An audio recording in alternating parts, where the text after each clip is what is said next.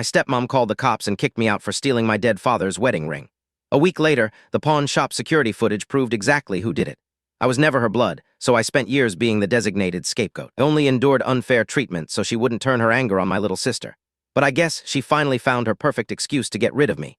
I was 18 when she dumped my backpack on the kitchen table. She pulled out a crumpled pawn shop receipt. My stepbrother pointed right at my chest and yelled, "I told you he took it." She didn't ask a single question. She didn't let me speak.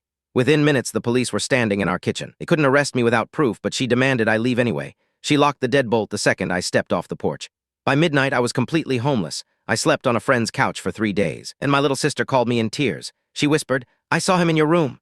She said my stepbrother had been tearing through my drawers while I was at work. Suddenly, his brand new phone and expensive shoes made total sense. He didn't have a job, but he was walking around with a pocket full of cash.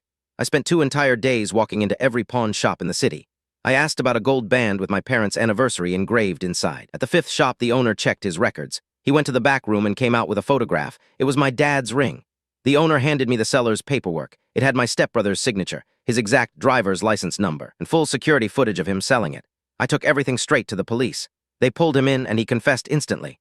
He owed bad people a lot of money, stole the ring, and planted the receipt in my bag to save himself. But that wasn't the worst part. When the police told my stepmom, she quietly admitted she suspected him from day one. The timeline never made sense, but believing the stepchild she hated was the thief was just easier than admitting her own flesh and blood was a criminal. She sacrificed me to protect him. A year later, I took her to court and won full custody of my little sister. I lost my remaining family that night, but losing them hurt far less than realizing they had never truly been my family to begin with.